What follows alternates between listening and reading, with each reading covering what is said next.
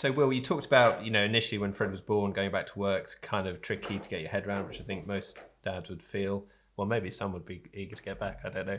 But, now looking back 4 months in, how, your relationship with work does change. How, can you talk about that for a bit? It's a weird one because Freddie came along and, it makes you rethink everything. There's a whole new meaning for life, and I have sort of 3 different projects on, and pretty, have ADHD as well, and my mind goes. He comes along and I'm very much like, want to just do less and just be here and be a family man and be, super involved and, connected at all times. But then at the same time, you need to provide, and there's, we need to get a home soon, and you actually realise you then got to dial up work. Yeah. So it is a bit of a battle, to be honest. It's like, I'm very much trying to work it out and, be disciplined with it. But, I tend to sort of get out early in the mornings, and leave Sarah to it to sort of do that morning routine. But then I try and leave work early and come back for 4:30 and be there for the few hours before bed. Luckily enough, I work for myself, so I can kind of be more flexible there. And the team are very kind and very understanding, and that's really important. But yeah, no, good. I think depending on everyone's situation, you'll try and do it as best to your abilities, and there's a huge pressure to be the best dad in the world, and also you want to provide and be good at your job and whatever job you're doing. But yeah, I think everyone finds a way. Mine was the same. I would tend to try and work early and always ensure I was back for bath time and things like that. And so you're getting you're helping out as much as you can, but also providing. So it's a tricky one, isn't it? It's a hard one to get your head around. But I think in a way they're their own. My son certainly, he motivates me as well. I want to go and do a good job for him, And do you talk with each other about how you parent?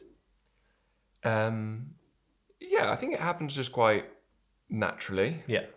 I guess we have some sort of unspoken, rules of how things are done, just because that's the way that they have been done. And when there's a new phase or something's about to kick off, I guess we'll discuss it. But it has just all happened quite like organically, and there's no playbook you'll refer to, is it? You just sort of find your way as a couple. Yeah. I think so he went through a phase quite early on that was quite emotional, and wouldn't sort of settle, and it was pretty hard. And we introduced the pacifier. Brought the dummy in, and we're sort of 4 months in now, and we're trying to be more restrictive and not let him use it too much. Yeah, we ended up with the pacifier. We were terrified that at some point we were going to take it away, but when we actually did, it wasn't that bad. No. So you can build it up, and kind of, I think, whatever works. But it's now, rather than getting to a point where he's 3 and we take it as math or whatever, we're trying to be more controlled, and not. And Sarah is better at this. Sarah is we'll try and entertain him and stop him. And there's been moments where I might have just given him the dummy to like quieten him down, and actually that's probably not necessarily the right thing. It's let's try and get at that in a natural way rather than just putting a plug in him. Yeah. And do you, like at the weekend, do you have a sort of routine? Would you tend to do certain tasks, or does it not work like that? It's just lovely to be more hands-on and to be able to relieve Sarah a little bit.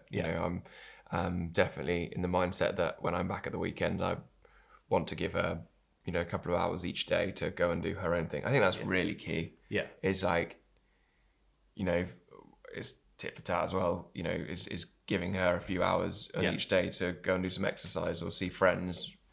And, she's also very kind in return, and we'll do the same for me. But, she has him for, all day, every day, Monday to Friday.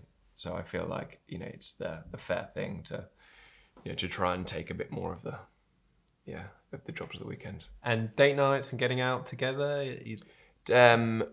Well, we haven't got there yet, but one thing that I do think has been great and pretty key is that he goes to bed at 6:30. We put him upstairs. He loves sleeping. He like gets so excited when you put him on the changing mat. He kicks and like smiles because he knows bed's coming. Apologies if you've got a child that doesn't sleep there. But, No. Yeah, I mean, there's all sorts that, carnage that he causes, but this is one thing we're very lucky with. Yeah. And he goes down at 6:30, and from 6:30 till 10, we have that time to ourselves. So we cook and we eat together and, watch something on TV. And that's pretty key, I think. Good. To just not have solid baby time. No, definitely. Yeah. But as for date nights, no, very much looking forward to my sister lives very close and is always offering to babysit, but we just haven't got around to it yet. We went out after a while of not going out, and I was really pleased to see that London had carried on going to the pub while I'd not had a hiatus. So it's good to get out there when you can. But equally, if you're just loving being at home with them, why change that? So, no, totally.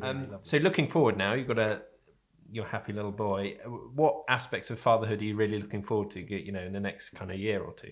He is so fun and giggly and smiley now. I feel very lucky, and I'm just looking forward to every stage, I think, and just trying to be like as present as I possibly can in each stage.